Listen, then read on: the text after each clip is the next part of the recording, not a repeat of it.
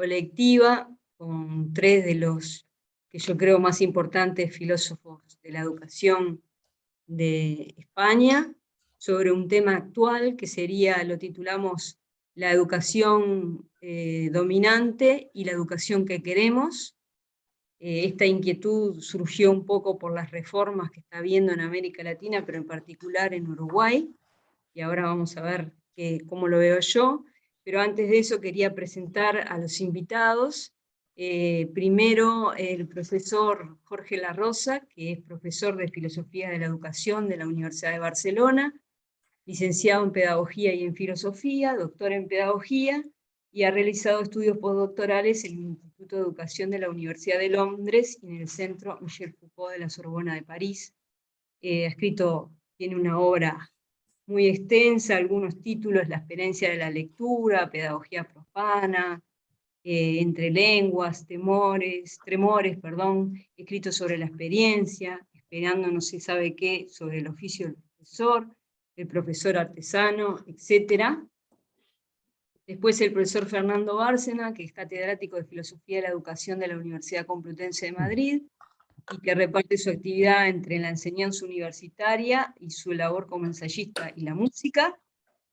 También tiene una extensa obra, es autor, por ejemplo, de Hannah Arendt, Una filosofía de la natalidad, La finge muda, El aprendizaje del dolor después de Auschwitz, El aprendiz eterno.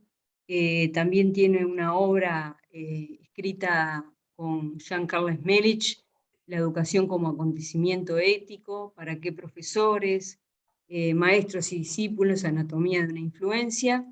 Y por último, el profesor Jean Carles Melich, de Barcelona, que es licenciado en Filosofía y doctor en Filosofía y Letras por la Universidad Autónoma de Barcelona, profesor titular de Antropología y Filosofía de la Educación.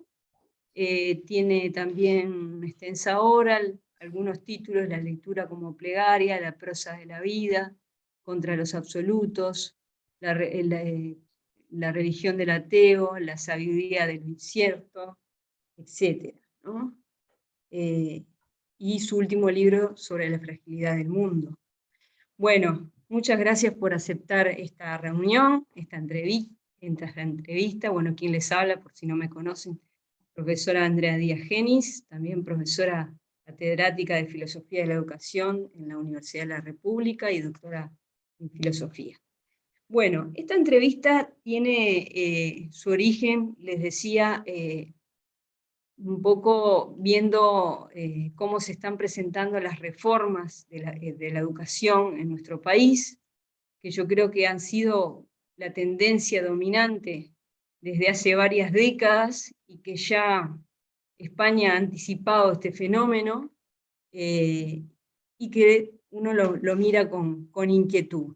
Algunas de las características que yo veo: una educación volcada a generar un tipo humano que se adapte a los cambios del mercado, un sujeto casi sin núcleo, flexible, que pueda atajar, por decir de alguna manera, todas las vicisitudes que puedan surgir, que sea operativo, una cierta desvalorización del saber, del conocimiento, en función de la operatividad del conocimiento. Eso se traduce en parte en algo que se llama enfoque de capacidades o de competencias, que es un término que aparece mucho y que no se, digamos, se coloca como una opción para el profesor, sino como una imposición. Desde ahora los currículums van a tener este enfoque por competencias. Bueno, decíamos, un ataque a la figura del profesor, el profesor simplemente como mediador y el alumno como bueno, el centro de una cuestión en el que va a prácticamente aprender con la guía del profesor, en base a aulas que se van a transformar en hiperaulas, ¿no? Y con una tendencia a reforzar el aspecto virtual sobre la educación presencial. Bueno, un enfoque de capitalismo cognitivo con respecto al aprendizaje. Lo principal es dar resultados de aprendizaje. Una asimilación entre público y privado, poniéndolo a competir entre sí por resultados. una cierta autonomía de las direcciones en relación a premios y castigos a los docentes en base a resultados de aprendizaje o a metas de cada centro educativo, que en este sentido sería autónomo.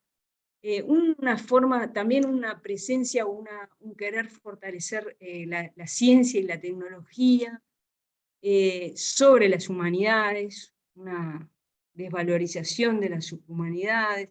En fin, estos son algunos de los titulares que vemos una y otra vez, no solo en Uruguay, pero bueno, y que se ve y que se está viviendo en España. Entonces, yo quería ver primero cómo ven todos estos fenómenos ustedes, cómo lo han vivido, cómo se ha vivido estas formas de ver la educación de forma dominante que existe en este momento, pero que ustedes hace varias décadas que la están viviendo con esto. ¿Cómo lo ven? ¿Cómo describirían la educación dominante y sus resultados?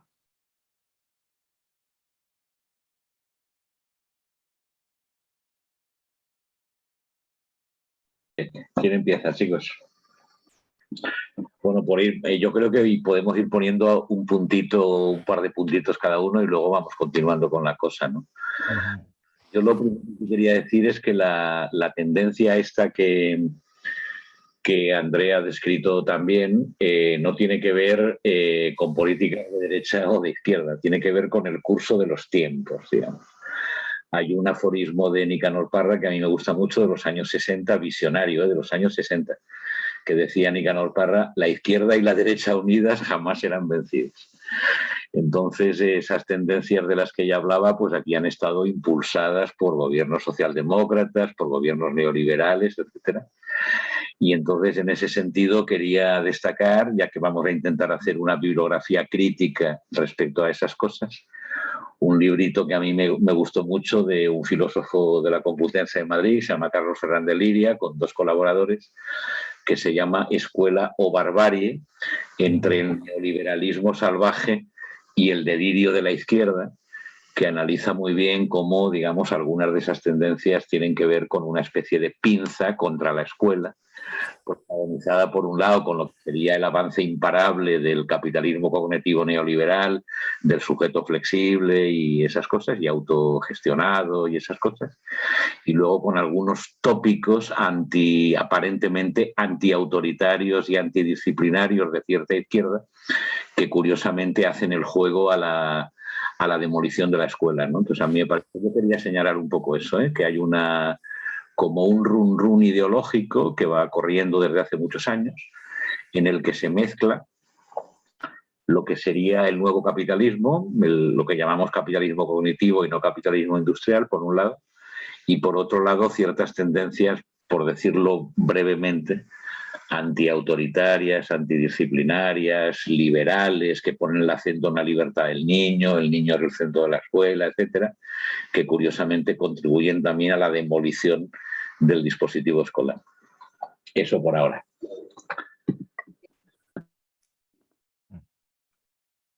Vale, Meli.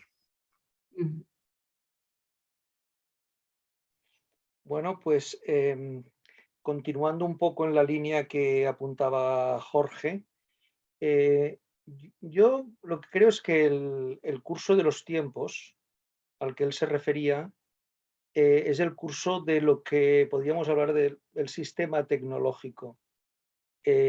La tecnología y la técnica son 2 cosas completamente distintas.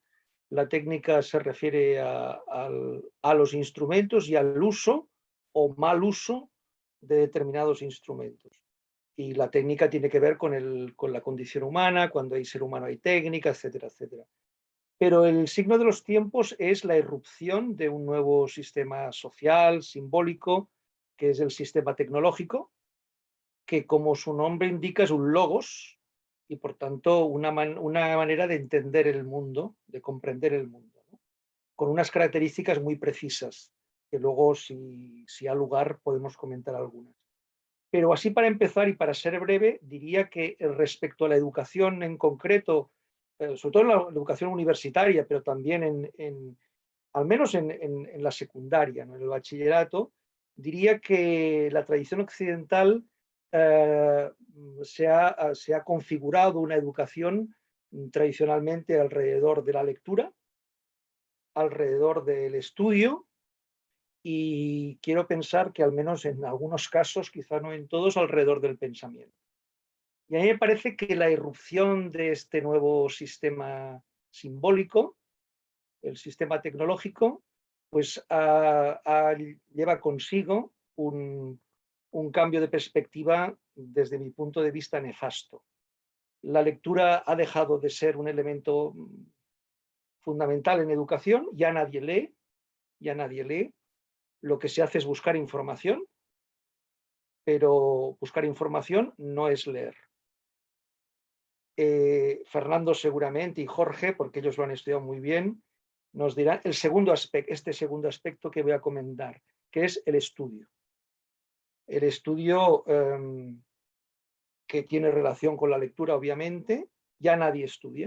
La palabra estudio ha sido una palabra prohibida, ya nadie estudia.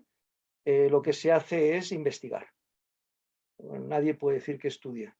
En el bachillerato, por ejemplo, en España, pues todo gira alrededor, o al menos culmina con un trabajo de investigación, bueno, ese tipo de cosas, ¿no?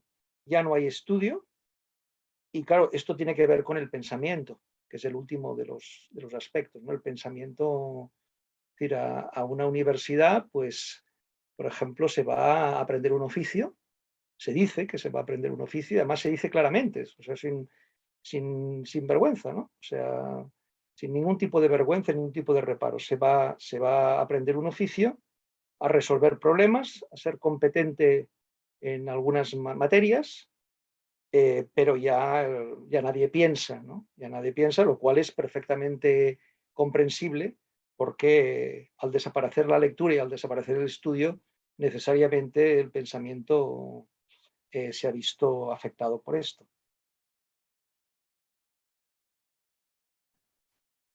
Bueno, pues voy a seguir yo un poco con lo que han estado comentando tanto Jorge como Juan Carlos. Una manera de abordar esto que Andrea llama la educación dominante podría ser tratar de entender cómo se originaron las cosas. A veces es bueno saber cómo se originan las cosas, o sea, en qué consiste esto de Bolonia y qué es lo que trató de, como se dice ahora, implementar, ¿no? Una palabra espantosa, pero bueno, es el lenguaje de ahora, ¿no? Cuando se inicia Bolonia en el 98, con lo que se llama aquí en Europa el Plan Bolonia, lo que se pretendía es crear un espacio europeo de educación superior. Y uno de los objetivos, o sea, una de las categorías así principales era el concepto de aprendizaje permanente. Una cosa que venía de atrás, ¿no?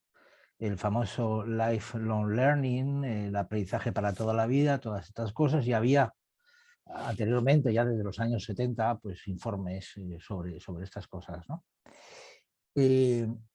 Claro, lo que acaba de decir ahora Joan Carles, ¿no?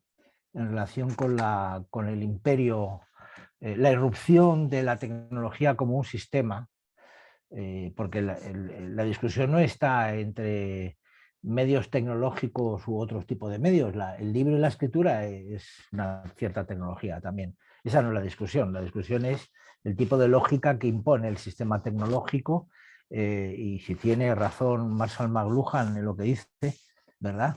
Con aquello de que el medio es el mensaje y el medio configura la identidad, ¿verdad?, del sujeto y la construye. Bueno, algunos lo que nos pasa es que preferimos que nos forme ese otro medio que es la biblioteca y el libro, ¿no? Entonces ese concepto yo creo que el Plan Bolonia, esa creación de ese espacio europeo de educación superior, que lo que buscaba principalmente era facilitar el intercambio y la movilidad de títulos y de regados y de estudiantes en todo el espacio europeo, se monta sobre tres conceptos fundamentales, que son los que contribuyen a la desaparición de todas estas cosas que han comentado ahora tanto Jorge como Juan Carlos. El concepto de aprendizaje permanente, una nueva idea sobre lo que son los conocimientos y las nuevas metodologías. Todo se pone todo el acento está puesto en lo que se llama la recapitalización de la universidad. Las metodologías vuelven a existir en aquello que decía Jorge, el sujeto que aprende como centro de todo el proceso, ¿verdad? La evaluación continua, la evaluación permanente, lo que implica otro tipo de efectos que hacen inviable la consideración del estudio como un elemento principal en la formación, sobre todo a nivel universitario, y que implica ser diestro, por así decir, o ejercitarse en las artesanías del estudio, que para nosotros son leer, escribir y pensar, meditar, ejercitarse en el pensamiento. Es decir, tres elementos que cada uno de ellos remite a los demás, ¿no? Claro, desde este punto de vista, la idea de la evaluación continua, la idea de la evaluación permanente, lo que introduce es otro elemento que es lo que está ahora principalmente en la universidad, y es el proceso completo de infantilización del sujeto que aprende, permanentemente inacabado, siempre por completar. Y de ahí que surjan lo que uno puede escuchar en cualquier tertulia y en cualquier periódico, y da igual que sea de derechas o que sea de izquierdas, porque no tiene que ver con eso, como decía Jorge. El otro día lo oía yo en una radio, en una emisora, y decía, a ver cuándo se enteran los universitarios, que son las empresas las que tienen que decir a la universidad lo que tienen que enseñar y cómo hacerlo. El hilo de los tiempos, además, tiene que ver con un ritmo completamente acelerado y cambiante, y dentro de ese proceso de infantilización, yo creo, la pedagogía puesta al servicio de la infantilización de la gente implica que hay que cambiar al sujeto de actividad permanentemente, porque como no es capaz de sostenerse largo tiempo en una única actividad, como no es capaz de sostenerlo, hay que cambiarle la actividad permanentemente para impedirle el aburrimiento. Resulta que el estudio lo que supone es adiestrarse en ese aburrimiento.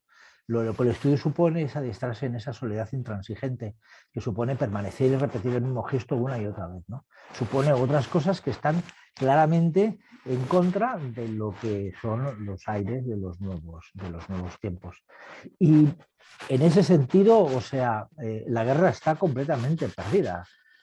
Yo soy de los que piensan que nada interesante va a pasar desde el punto de vista de la cultura o de la formación, de todas estas cosas, pasará ya por la universidad. Porque lo que se ha roto, y con eso termino, es una cierta relación vital con el saber y con la cultura. No se trata de defender una cultura más elitista o menos elitista, meritocrática o no, no se trata de eso. Pero hay obras que merece la pena seguir leyéndolas y que están en primera línea, ¿no? Y otras que no merece la pena que se les preste atención, ¿no?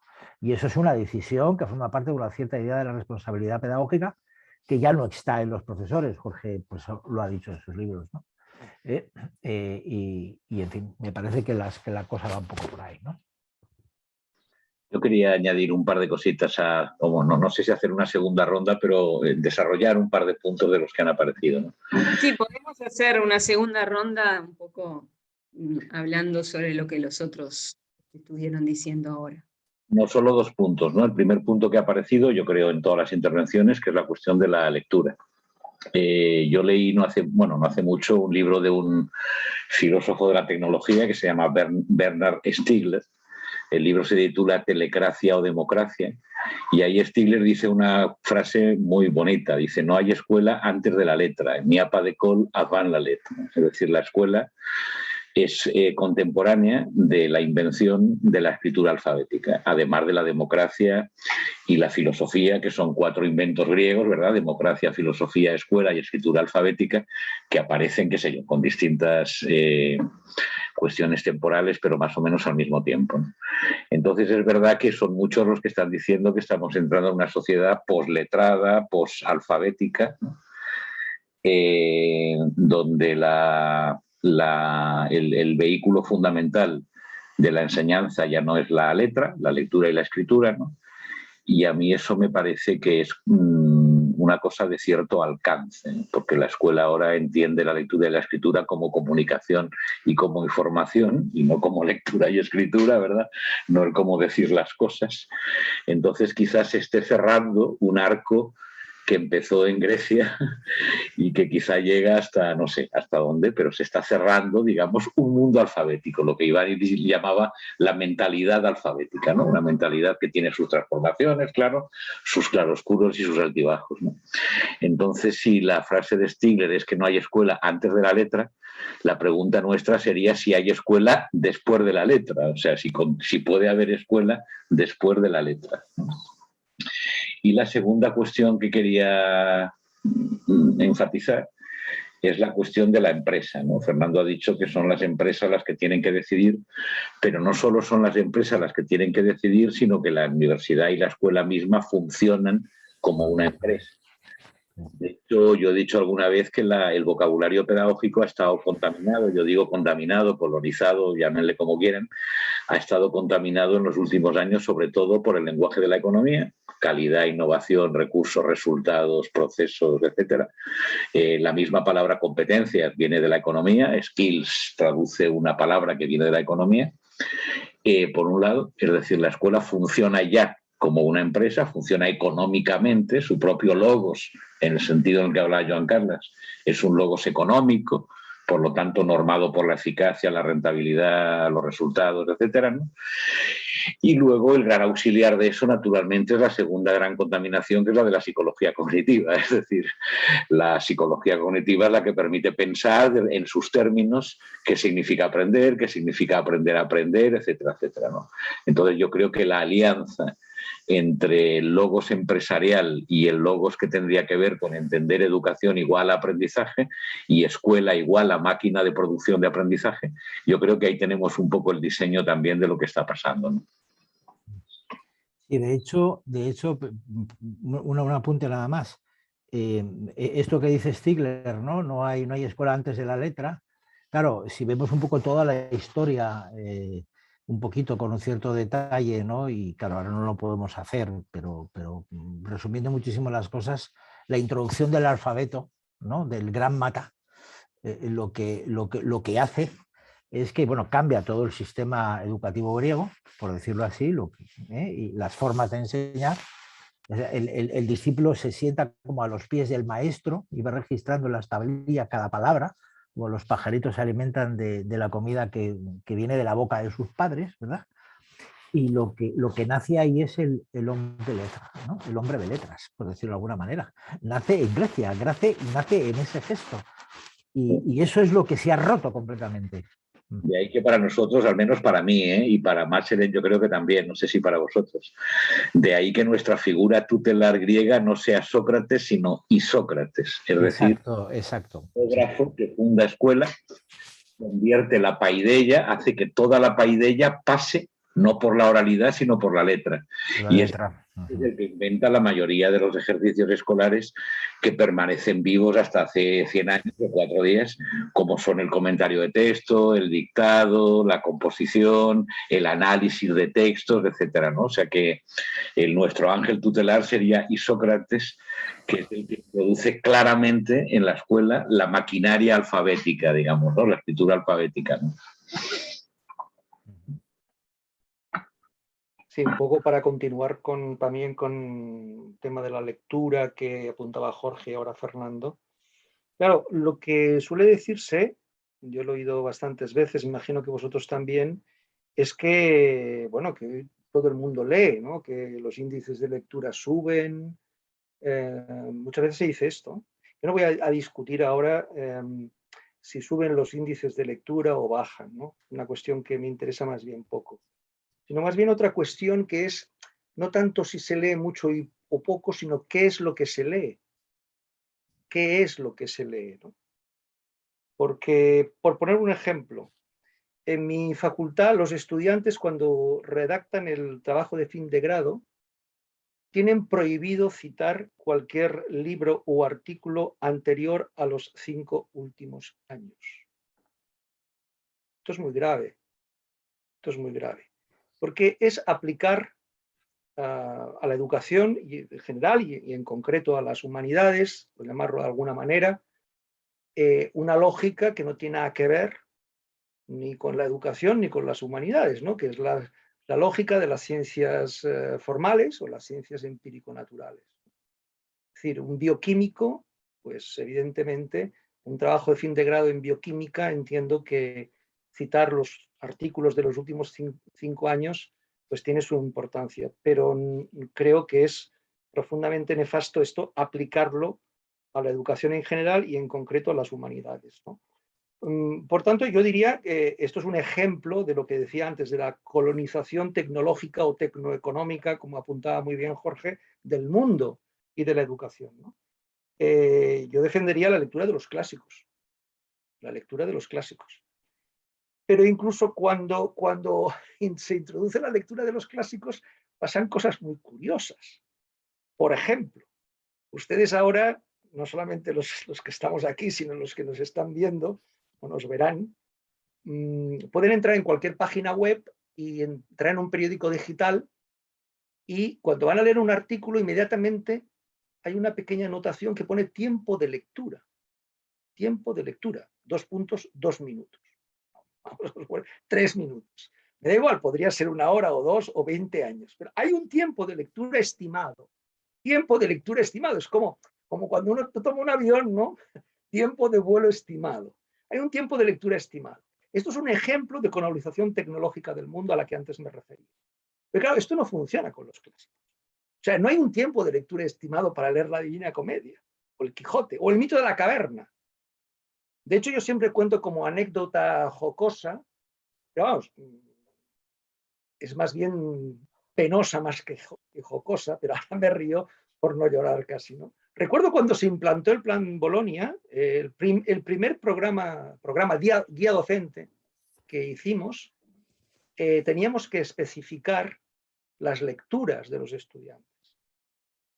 Y una de las cosas que teníamos que especificar es, obviamente, justificar las competencias que tenían que adquirir con esa lectura. Pero a lo que me refiero es que también teníamos que especificar el tiempo de lectura de ese texto. Y como yo siempre empiezo con el mito de la caverna, puse el mito de la caverna, República 7, Platón. Entonces, pero claro, lo dejé en blanco. El coordinador de la titulación me devolvió esa guía docente y me dijo que tenía que poner un tiempo de lectura. Entonces, cuando yo le dije que llevaba toda la vida leyendo el mito de la caverna, que son 2 páginas o 3, ¿no? Depende de la edición, pues no lo entendía. O sea, me decía, bueno, pero vamos a ver, ¿pero qué has aprendido con el mito de la caverna? Y yo no sabía decirle, yo sigo leyendo el mito de la caverna. Cualquier persona que se enfrente a un clásico sabe de lo que estoy hablando. Entonces, el problema de hoy es que no caben argumentos, porque la lógica clásica ya no puede ser, no puede entrar en diálogo con la lógica tecnológica. O sea, esto no se entiende, ¿no? No se entiende. Para terminar, también me gustaría advertir, porque siempre que digo esto, automáticamente la crítica, aparece una crítica automática y dice, bueno, esto es una idealización de la lectura, de los libros, es como si tuviera cualquier tiempo pasado fue mejor. Bueno, todo el mundo, yo creo que estaríamos de acuerdo los tres en que asumimos esa tesis de George Steiner, ¿no? De que la lectura no nos hace mejores personas, tampoco peores. No sabemos lo que nos hace la lectura, no puede establecerse a priori el resultado de la lectura, salvo uno, que mis compañeros ya lo conocen porque lo hemos hablado muchas veces, que es el que pone en manifiesto George Steiner en Lenguaje y Silencio, ¿no? Cuando George Steiner dice aquello de si uno lee la Metamorfosis de Kafka y luego se mira impávido, se contempla impávido al espejo y se ve exactamente igual como antes, es un analfabeto en el único sentido de la palabra, ¿no? Es decir, lo único que sabemos es que un clásico nos cuestiona, nos transforma y a veces nos deforma. Por tanto, de idealización de la lectura, nada en absoluto. Eso tendría que quedar claro en ese sentido. Yo quería volver, si os parece, solo por cerrar, por poner un acento a una cosa que ha hecho Joan Carles, ¿no? Cuando hablaba del tiempo de lectura estimado. Yo creo que ha estado bien esa intervención porque ha colocado la cuestión de la escuela en el lugar que para mí debe estar, que es en el lugar del tiempo. Entonces nunca enfatizaremos bastante que escolé significa tiempo libre, que la escuela significa una separación de tiempos, y esa separación no es solamente entre tiempo productivo y tiempo no productivo, sino que tiene que ver también con otras formas de temporalidad. Entonces es verdad que el tiempo de la técnica, la eficacia, la empresa y así, se ha hecho dominante, se ha hecho inescapable. No es que no haya otro tiempo o tiempo para otra cosa, sino que no hay otro tiempo. Y por lo tanto la escuela se ha plegado al tiempo de la economía, y el tiempo del aprendizaje no es otro que el tiempo de la economía, ¿no? Solo era eso, o sea, es señalar que la cuestión del tiempo es esencial para pensar la escuela, colocar el tiempo en primer lugar, ¿no? En un lugar. Un detalle solamente, voy a ser súper breve. Hablando de los clásicos, convendría, ¿cómo decirlo?, ser un poco cautos o tener un poco de cuidado con un efecto que a mí me parece que el propio sistema tecnológico o el propio mundo está generando, y es lo que yo llamo el efecto de la especie de turismo cultural. Hay una serie de obras, novelas, basta con citar, porque te lo dicen, o sea, estas novelas que se publican, tiene detrás toda una agencia literaria, ¿no? Una obra en la que aparece Thomas Mann, Platón, Barthes, Paratín, Patatán, ¿no? Una serie de autores, ¿no? Hay obras que citan a estos autores clásicos, ¿no? Y que están de puta madre, que están muy bien, ¿no? O sea, que son grandes obras, ¿no? Pero ese efecto también se da cuando la cultura se convierte en un objeto turístico, ¿no? Y eso lo genera también la forma de entender hoy la formación o la deformación en nuestras universidades. Yo lo que quería agregar, un poco escuchándolos, ¿no? ¿Cómo nos imaginamos el futuro? Porque si estamos en esta época de triunfo de una ideología dominante, ¿no? De mercado, de un logos económico, se puede hablar de un tiempo donde se va a continuar una cierta escuela, pero no se va a educar, o una cierta educación sin escuela. Eso es lo primero, ¿no? Y segundo, que llama muchísimo la atención esta imposición de este logos mercadológico y tecnológico que se presenta como neutral, ¿no?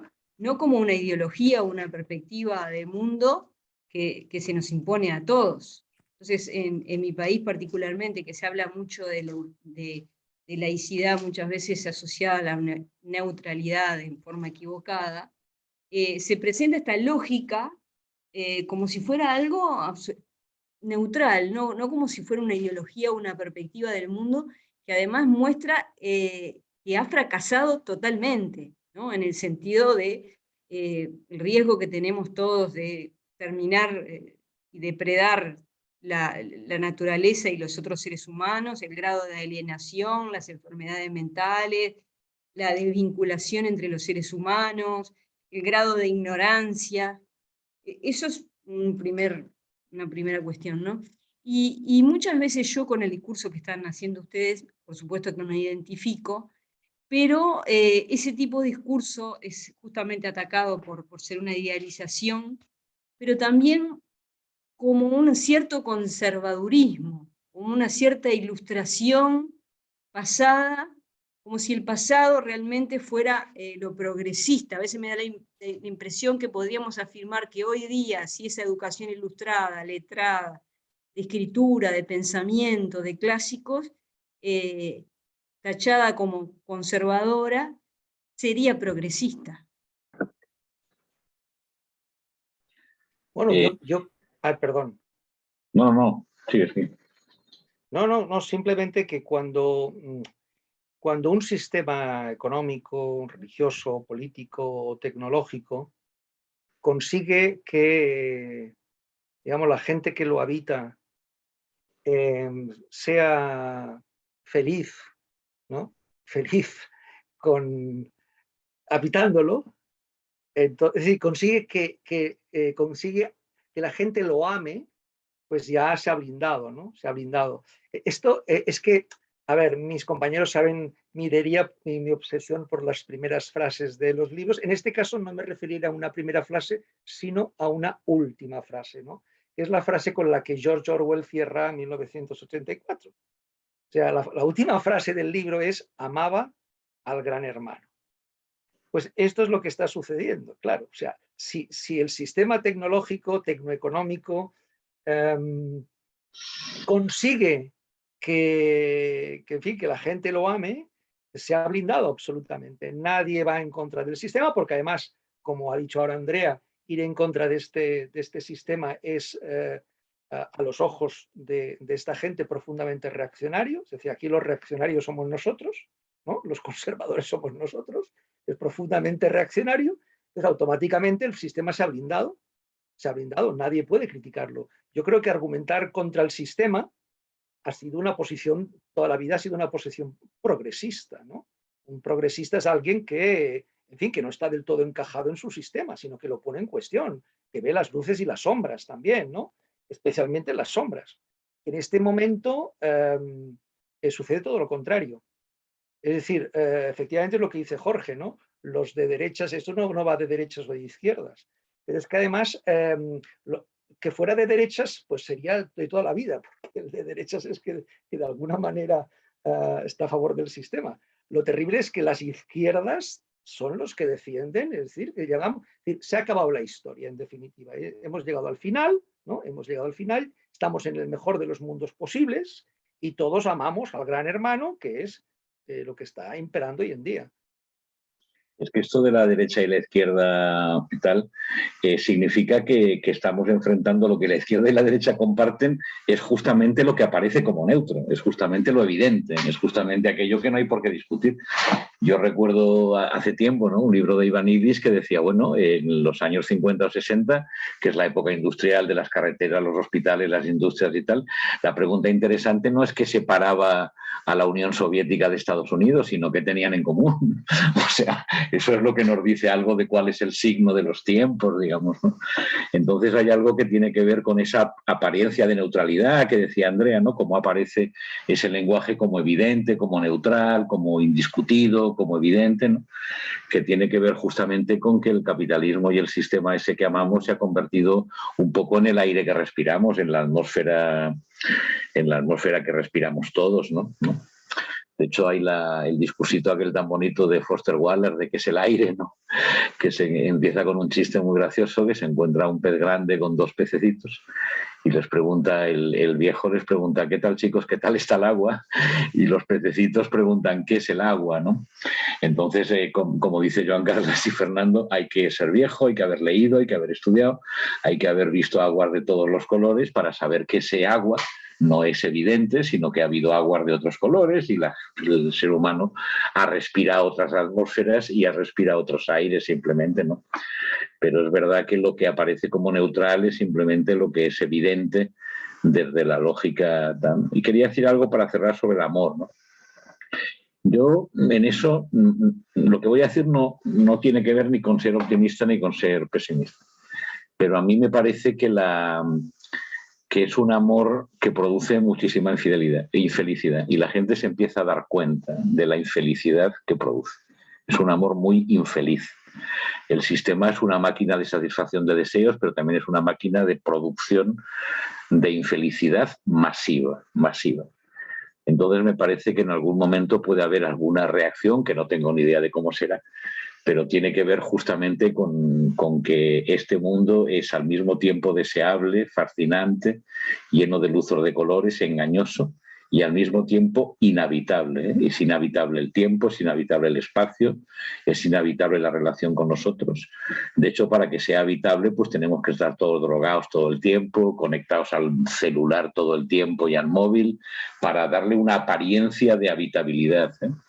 Pero que en algún momento tiene que petar por algún lado, ya no solo el fin del mundo ecológico que está ahí, en algún momento tiene que petar por algún lado porque se ha hecho realmente inhabitable. Y no solo para viejos cascarrabias como nosotros, ¿eh? También para los chicos que no saben qué es el agua les está empezando a parecer tóxica, ¿no? El agua les está empezando a parecer envenenada.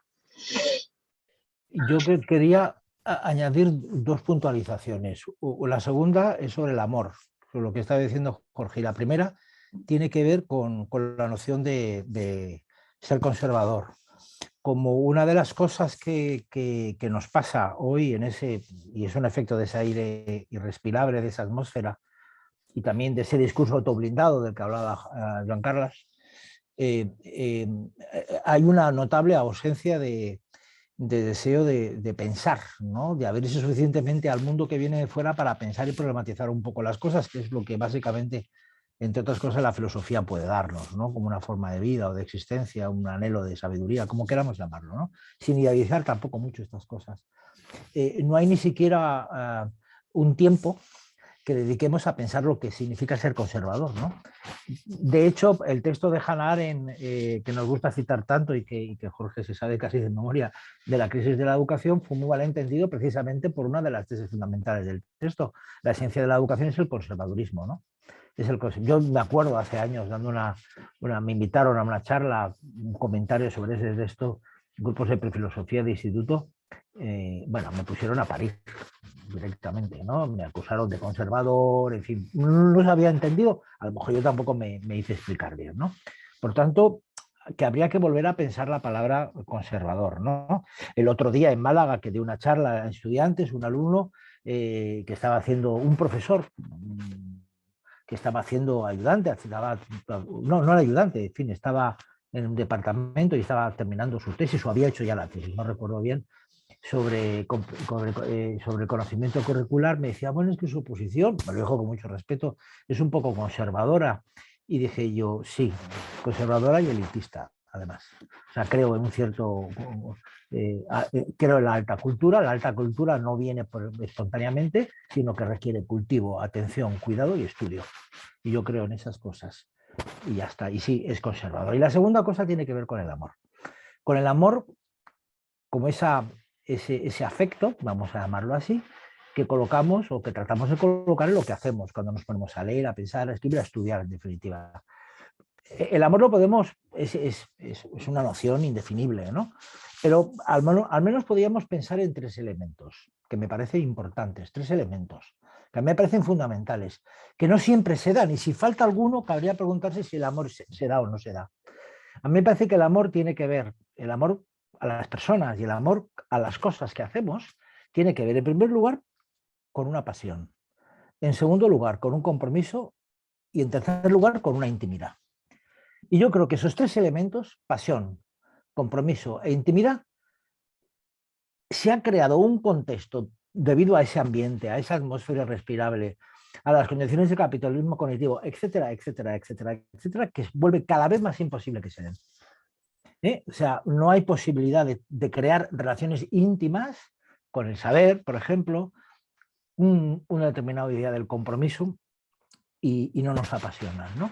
A mí me parece que a lo mejor merecería la pena darle vueltas a esos tres elementos. Bueno, muchísimas gracias. Yo quería entrar en esta parte de la entrevista justamente a avanzar en esa educación que nos gustaría tener. O sea, si pensar en una posible utopía o algo que realmente sería muy poco probable, es que si a ustedes tres les preguntaran o les dieran la posibilidad de pensar y valorar la educación que queremos, la educación realmente valiosa, importante, que no es esta que por supuesto que estamos mostrando que es la dominante y que realmente yo creo que nos hace muy infelices y que está poniendo en riesgo la vida humana en el planeta, ¿no? ¿En qué pensarían? ¿Qué dirían? ¿Qué elementos destacarían de esa educación?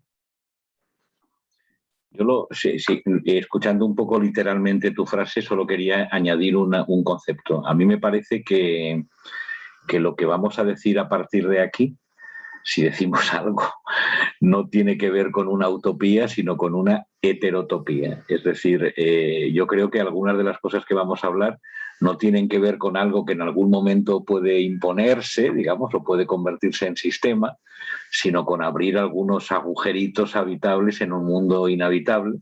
Y a mí me parece que ahí sí puede funcionar. Lo que yo creo que está en crisis irreversible es el modelo ilustrado de una educación laica de calidad universal, centrada en el mundo para todos, digamos. Ese impulso cívico y político que tenía la educación pública y la educación griega también, ¿no? Ese impulso cívico de construir una sociedad culta, una sociedad letrada, una sociedad crítica, una sociedad que sepa leer y escribir, que sepa argumentar, que está en todas las ilustraciones. Entonces eso a mí me parece que esa apelación al todos ha quedado ya completamente invalidada, pero yo estoy seguro de que van a seguir habiendo lugares de estudio, de pasión, de intimidad, de relación cuidadosa y delicada con los textos y de algunas cosas de esas. Lo que pasa es que ya no serán pensados, yo creo que entramos en un nuevo medievalismo, digamos, ¿no? Ya no serán pensados como una alternativa política colectiva, sino que serán pensados como formas de vida aisladas, en pequeños grupos, un poco lo que pasa en el helenismo, ¿no? Que empiezan a aparecer, hay una desconfianza ya de lo social y lo político y empiezan a proliferar las sectas en que grupos de personas relativamente separados del mundo intentan cultivar una forma de vida particular, ¿no? Entonces a mí me parece que si vamos a decir algo a partir de ahora, no será tanto enunciar los elementos de una utopía, sino algunos de los rasgos que podrían constituir algunas heterotopías, es decir, algunos agujeritos respirables en el mundo irrespirable, digamos. De acuerdo, Jorge. No, yo sí también, vamos, diría lo mismo que apuntaba Jorge, ¿no? Situarte en la heterotopía. Y en mi caso, yo desconfío de las utopías mucho. Parece que las utopías son un resultado además las utopías que nos llegan a nosotros directamente del mundo moderno. Creo más en las distopías, que soy más amante de las distopías. Por eso antes he citado a 1984, podríamos citar Un mundo feliz, bueno, en fin, algunas distopías, ¿no? Es decir, no sé qué mundo me gustaría, no lo sé, no estoy seguro, pero sí que diría qué mundo no quiero, ¿no? Y yo soy de los que pienso que no cruzamos las puertas del paraíso, pero por suerte no cruzamos las puertas del paraíso, y cuidado con los que dicen que sí que las han cruzado y que vienen a llevarnos por el buen camino. Esos son los peores. Pero en cambio sí cruzamos las puertas del infierno, algunos las han cruzado y han vuelto para contarlo, y esa gente me merece mucho respeto. Iría en la línea de lo que apuntaba Jorge, ¿no? Porque ser un poco vivir en la frontera, un poco ser un francotirador. Mirad, yo la experiencia que tengo es totalmente contraria a lo que suele decirse, ¿no? Se suele decir, no, a los chicos esto no les interesa. A los chicos esto no les interesa. Este tipo de temas no les interesa, ¿no? Mi experiencia es justamente la contraria. Mi experiencia es que cuando llego a clase y les digo que les voy a leer, por ejemplo, un texto en voz alta, se hace un silencio sepulcral. Pero claro, hay que leerlo bien, o al menos lo mejor que podamos, ¿no? Lo mejor que podamos. Entonces, leer bien, con buena dicción, con las pausas, con la atmósfera, con la atmósfera. Es decir, un profesor es alguien que es capaz de crear, nunca se puede crear del todo, nunca se puede planificar, pero es capaz de provocar la creación de una atmósfera. En una entrevista que comentábamos antes de conectarnos con mis compañeros de Emilio Lledó, uno de los estudiantes de Emilio Lledó dice, lo más importante de don Emilio Lledó en sus clases es que había atmósfera. Esto es muy importante. Por ejemplo, la lectura de un texto en voz alta. Es decir, ya no se leen textos en voz alta, porque hemos hablado de la lectura. La lectura es la lectura de un texto, de un libro, por ejemplo, en tu casa, pero también cuando un profesor es capaz de crear una atmósfera de lectura. De lectura quiere decir, yo me pongo delante de mis estudiantes como un actor, porque creo que sería el momento de pensar la docencia como una de las dimensiones teatrales de la vida humana. El profesor es un actor. Somos actores. Para mí esto es profundamente positivo, ¿no? De mirar qué hace un actor. Y un actor se sabe un papel de memoria y lo declama. Entonces, mi experiencia es brutal en ese sentido. O sea, los estudiantes se quedan con más ganas, ¿no? Los estudiantes no quieren PowerPoint. Los pedagogos nos dicen, tienen que utilizar innovación docente, es sinónimo de utilizar nuevas tecnologías, pero los estudiantes están hartos de las nuevas tecnologías. Están hartos. Lo que quieren es alguien que les lea y les lea bien y generar que se les ponga la piel de gallina. Y entonces te aplauden. O sea, nunca aplauden un PowerPoint. ¿Ustedes han visto alguna vez un estudiante aplaudiendo un PowerPoint? Ni lo han visto, ni lo verán nunca. En cambio, si ustedes se aprenden un texto de memoria, hay un texto que tengo aquí, un poco largo, pero mis amigos lo conocen, especialmente Jorge, Fernando también, de Peta Handke, que siempre citamos, ¿verdad? Gracias a Jorge que haya en la cuenta de este texto. Handke cuenta la falta de interés que tenían algunos de sus profesores leyendo en clase. O sea, hay más interés en un empleado de banca contando los billetes que en un profesor que parece que esté leyendo la cesta de la compra. Entonces, la cosa iría por ahí, ¿no? No sé cuál sería la utopía. Sí intentaría pensar situarte en los márgenes, ser un poco francotirador en ese sentido y recuperar cosas que algunos de los viejos maestros hacían. Claro. Y eso no significa ser conservador. Es decir, es que hasta aquí podíamos llegar. Es decir, es como si le dijeras a un dentista que por intentar conservarte una muela es conservador. No, es que es normal que un dentista intente conservar aquello, ¿no? La cuestión es, ¿qué merece la pena ser conservado, no? Esta es la pregunta. Cuando Hannah Arendt, como ha explicado muy bien Fernando, habla de la conservación, advierte con una radicalidad tremenda que no se está refiriendo a una conservación política, lo dice explícitamente. La conservación en política es nefasta. Entonces, quien quiera hacer a Hannah Arendt una conservadora simplemente es que no le da la gana de leer lo que Hannah Arendt está diciendo, ¿no? Bueno, claro. Yo puedo saltarme el turno, Fernando, y añadirle una cosita Claro, por favor.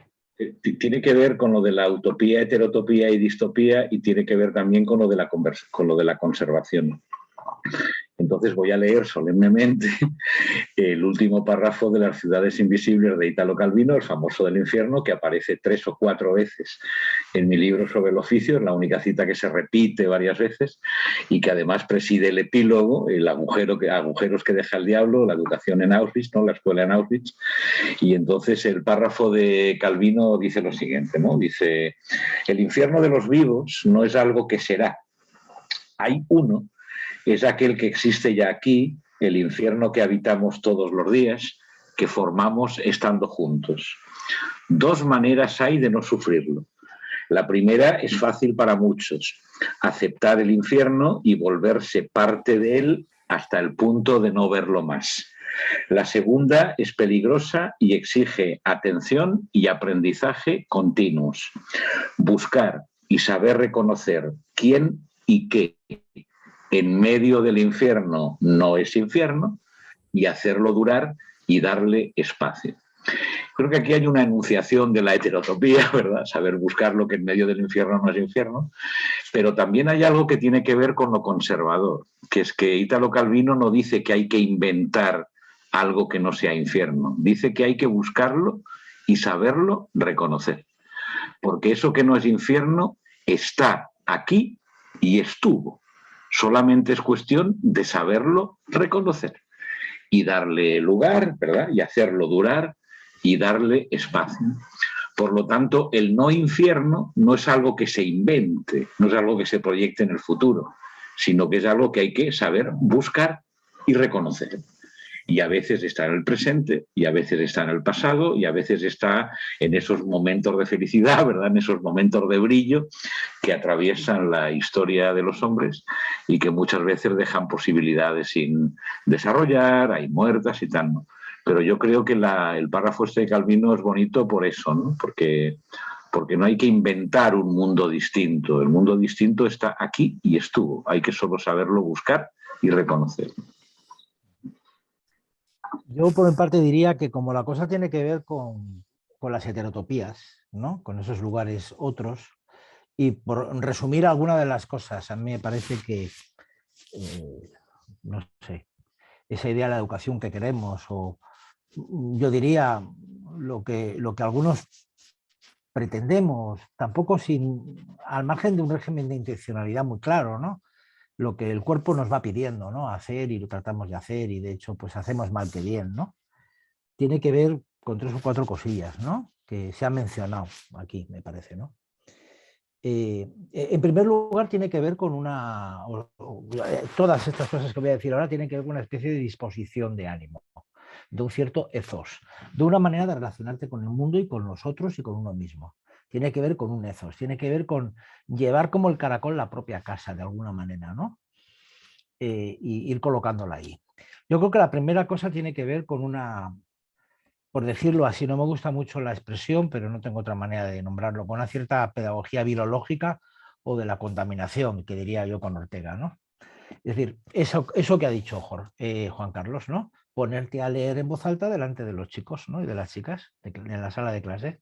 Eso crea un efecto posible, crea un efecto posible. Y por eso, si crea un efecto posible, es posible, valga la redundancia, decir que es cierto que quien te influye te está enseñando alguna cosa, es decir, te la está mostrando, ¿eh? Sin señales, sin señales, te la está poniendo delante. Y por tanto, la segunda cosa es arriesgarse a tirar flechas al azar, ¿no? Que es un poco lo que preside de alguna manera cierta idea de la educación nietzscheana, ¿no? Tirar flechas al azar, tirar flechas al azar. O sea, no podemos pretender llegar a todo el mundo, ni lo queremos tampoco, pero tiramos flechas al azar.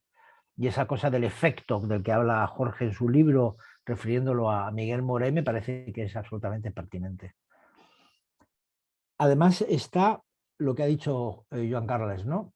La importancia de la atmósfera, crear una atmósfera en un espacio público, en el sentido de una visión pública del mundo, ¿eh? No en la lógica de lo público y lo privado, porque tenga mayor o menor financiación del erario público, sino lo público como una visión pública del mundo, con un mundo que es común, como decía Hannah Arendt, porque se mantiene como tal cuando se propone como objeto del discurso y de la conversación, y que se mantiene como tal al hilo de las generaciones que se encuentran y que se transmiten cosas, ¿eh?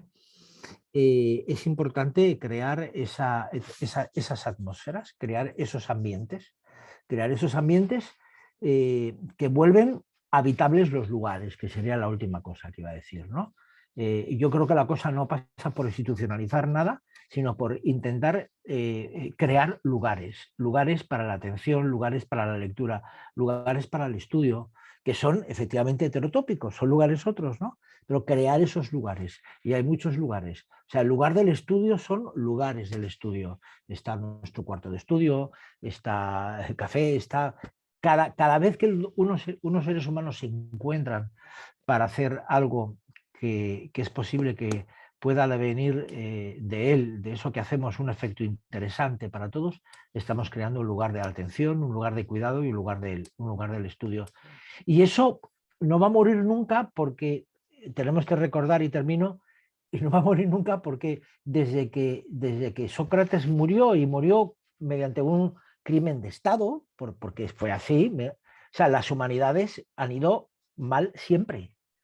O sea, no nos podemos rasgar las vestiduras. O sea, las cosas han ido mal desde Sócrates. O sea, Pardo tiene razón cuando la regla del juego dice la filosofía comienza al día siguiente del asesinato de Sócrates y comienza como escritura. O sea, que el círculo se cierra, no sé si armoniosamente, pero se cierra porque tiene que ver con un texto que se da que se escribe y que se da a leer y que concentra una atención y que permite habitar un lugar de una determinada manera. Y pasa por ahí, pasa por esos pequeños grupos que ni siquiera los voy a adjetivar ni calificar, ¿no? Podríamos decir gestos de resistencia, lo que sea, claro, todo lo que queramos, pero pasa por reunirnos y ponerle amor yo creo que en esos términos, por lo menos a mí me viene bien, ¿no? Pensarlo como lugar de compromiso, como lugar de pasión, ¿no? Y de intimidad. Bueno, quería decir algo. Si bien esta entrevista es tan abstracto, yo en este momento estoy en España como profesora invitada de la Universidad Autónoma de Barcelona con el profesor Melik. Y sería interesante también una visión que yo tengo de esos lugares otros, visto desde aquí como extranjera, ¿no? Es cierto que veo, por un lado, esta cuestión del triunfo de este sistema, de este logos tecnológico, de un estudiante que viene sin una base cultural, un ataque a las humanidades, veo eso también. Pero es verdad que he visto dentro de la institución estos momentos que dice Joan Carles también, de amor hacia el estudio, de estudiantes que escuchan con mucha atención al profesor apasionado, de que se interesan y preguntan. Y otra cosa que quería destacar, que he visto en la ciudad de Barcelona como un movimiento hacia la filosofía también, que es muy interesante fuera de la academia. Lo he visto ahora en el Barcelona Pensa, llevar la filosofía a distintos lugares, desde la plaza pública, edificios públicos, y actividades de extensión varias, actividades en las librerías. Y cuando yo le pregunto, ¿y tú por qué vienes al curso en una librería? ¿No? Por ejemplo, Joan Carles acaba de dar uno, la profesora Victoria Camps otro, y etcétera, que yo he asistido.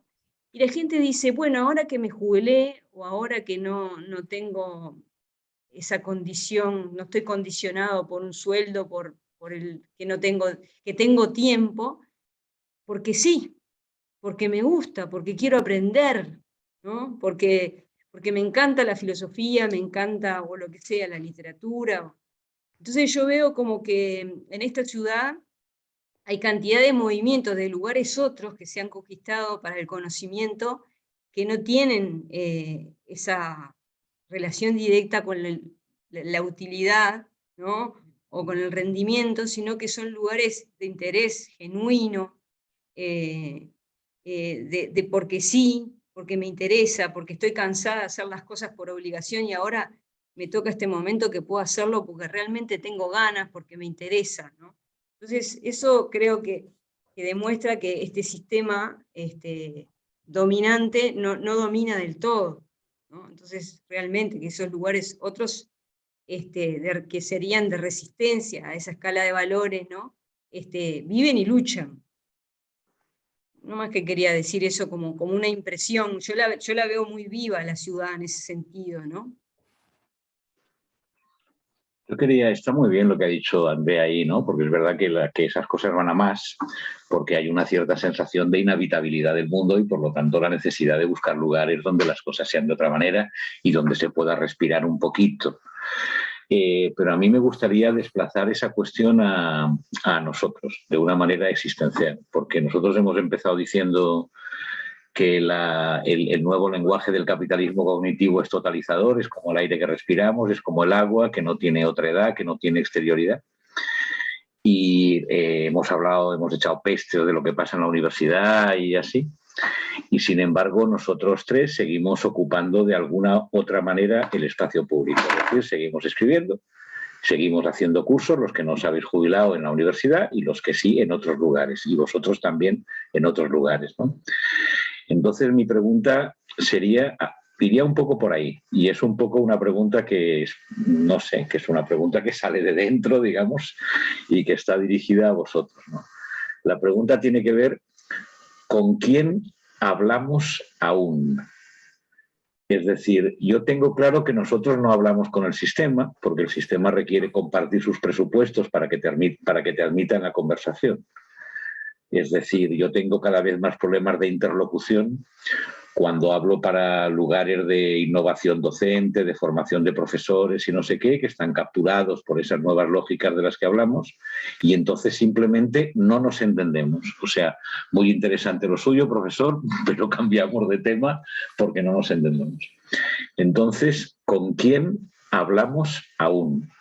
Yo tengo la sensación de que todavía no estamos seguros del todo de que cada vez más hablamos solos, o hablamos con los muertos, o hablamos, qué sé yo, porque no sabemos hacer otra cosa que leer y que escribir, y por lo tanto nos moriremos haciéndolo, aunque no haya nadie al otro lado, que nos da igual que haya alguien al otro lado o que no haya nadie al otro lado, ¿no?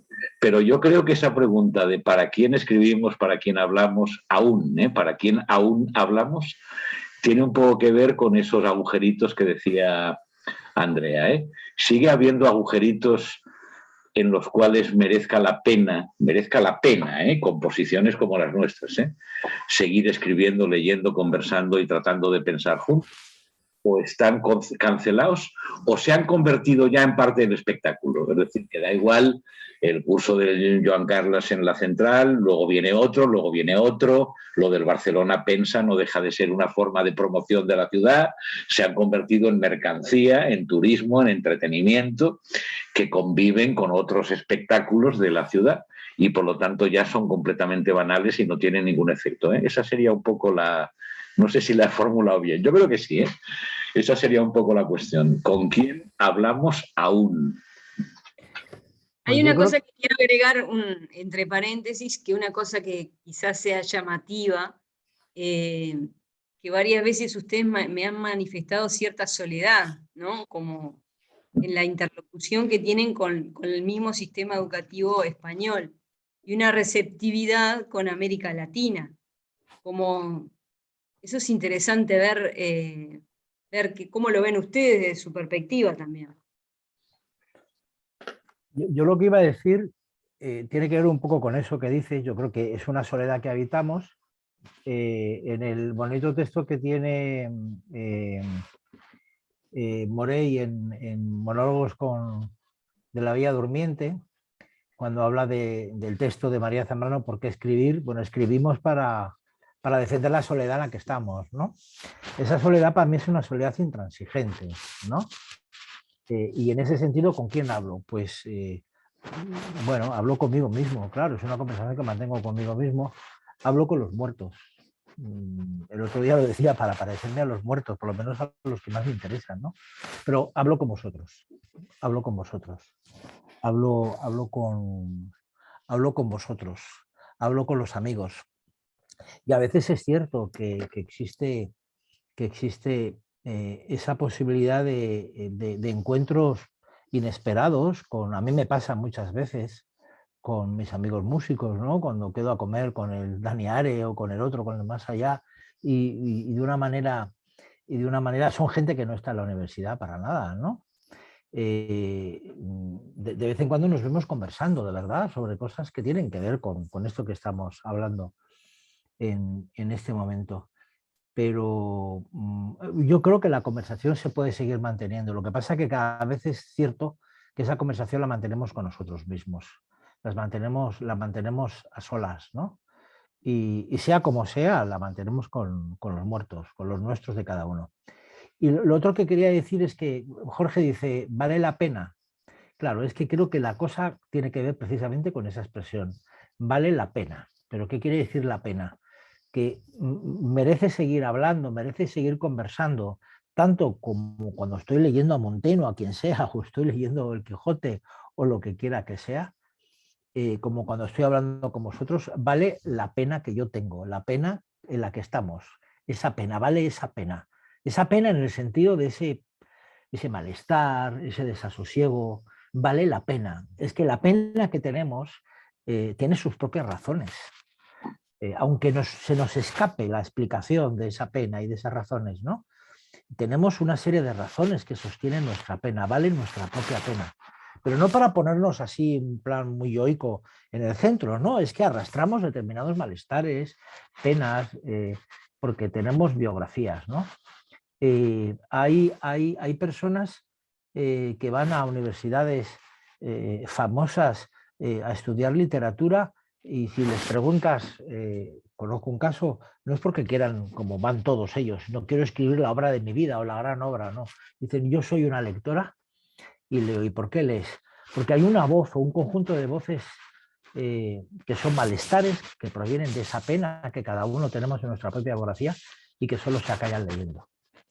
O por lo menos esa impresión tenemos. Solo se apagan leyendo, solo se calman leyendo. Y leyendo de determinada manera. Bueno, es una manera curiosa de decirlo, ¿no? Porque sería que hablamos con los penados y con los penosos, digamos, ¿no? O sea que... Sí, hablamos con los castigados, ¿no? Con los que tienen una pena. Una pena también es un castigo, ¿no? Como el de Sísifo. Sísifo lo dice muy bonito Camus en el mito de Sísifo. Dice, aunque Sísifo sabe que va a bajar la piedra al llano constantemente, mientras está en eso es dueño de sus días. Somos los héroes de lo absurdo. Bueno, pues eso, los héroes de lo absurdo. Sí, yo comparto lo que decía Fernando ahora, ¿no? Hablamos con los muertos. En mi caso, ya también lo sabéis, desde hace mucho tiempo mi tarea docente, por ejemplo en la universidad, es sobre todo traer a presentar esos muertos, ¿no? Es decir, que lo importante en la universidad no soy yo, ni el estudiante, ni la asignatura, ni la institución, lo importante es Platón. Lo importante es Platón. Claro. Y mi tarea es decirles a los chicos, mirad, eso es Platón, ¿no?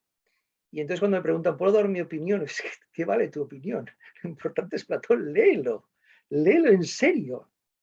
Entonces, Andrea lo vio el primer día de clase. Yo les recité una adaptación. Ellos no se dan cuenta, pero yo la adapto, porque no me la sé entera.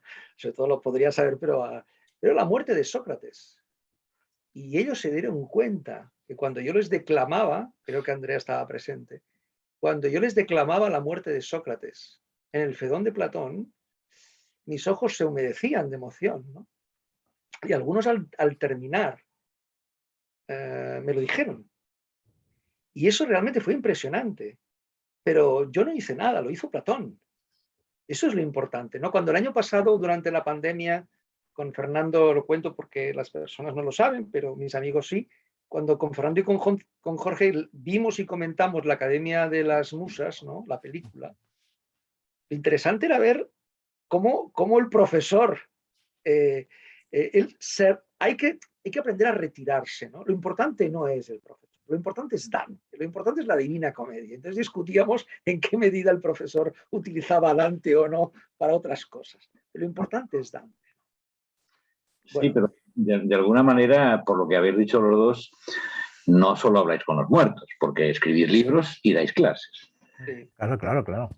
Hay una modalidad discursiva ahí que tiene que ver con colocar encima de la mesa una y otra vez pues a Platón, a Hannah Arendt, a lo que sea, ¿eh? Pero digamos que vosotros habláis con los muertos, pero también habláis con los vivos y también habláis en algunos lugares y escribís libros y además vuestros libros son leídos, qué sé yo, ¿eh? O sea, esa cosa, ¿eh? O sea, todavía, por lo tanto, yo diría, todavía hablamos con los vivos, digamos, o intentamos hablar con los vivos, pero no porque, como decía Joan Carlos, no porque nosotros tengamos nada que decir, sino porque hay algunas cosas que se dijeron que quizá no esté de más, digamos, volverlas a pensar o volverlas a... Claro, porque yo quería... Platón o Dante o quien sea, no nos necesitan a nosotros. Somos nosotros los que necesitamos a ellos. Y cuando vamos a los vivos, vamos al aula, lo que les tratamos de decir, o por lo menos yo trato de decirles, es que lo importante no soy yo, siendo importante en el sentido de que la importancia me la puedan conceder o no ellos o alguno de ellos, ¿no? O algunas de ellas. Lo importante, lo que yo les digo es que el importante aquí es Dante, si estoy hablando de Dante, el importante es Platón, si estoy hablando de Platón. Porque ellos a mí no me necesitan, pero yo a ellos sí. Y eso es lo que les trato de subrayarle a ellos.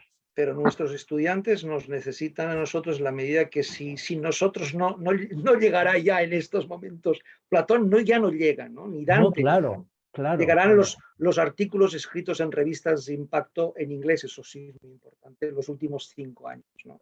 Claro, por eso es importante, por eso es importante cuando en la película sale, ¿no? Y hay una chica que dice, bueno, es que es una mala lectora, me parece que es el canto tercero, la historia de Paola y Francesco, ¿no? De Francesca y Paolo, ¿no? Que están leyendo las aventuras de Lancelot y dejan el libro apartado y se besan y están en el infierno por adulterio, ¿no? En la importancia de intentar recuperar otro concepto de mediación, que a través de la literatura se ve muy claro, cómo el texto media en mí y me hace descubrir algo que yo no sentía. Y en ese momento, cuando soy capaz de dar con la frase exacta que anoto en mi cuaderno, yo estoy totalmente convencido que esa voz mía, esa escritura mía resuena en el infinito, aunque yo no lo sepa. Eso es lo importante. Eso es algo profundamente íntimo, completamente misterioso, absolutamente existencial y completamente mío, insisto, ¿no? Y no pretendo que nadie más lo siga.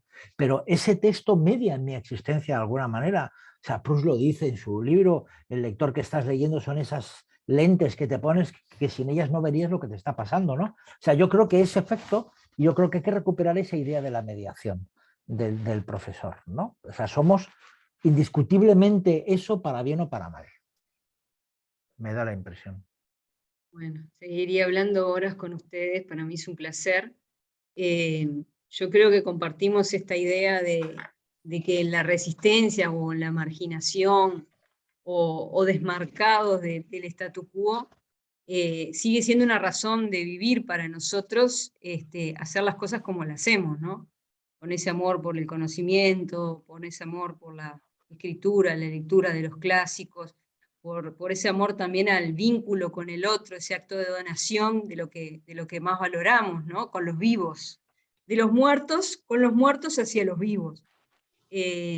Porque a mí me preocupa que he escuchado ya a varios docentes que en la misma situación que nosotros, con estos valores que compartimos, deciden jubilarse, deciden apartarse, se sienten absolutamente desgastados, ¿no?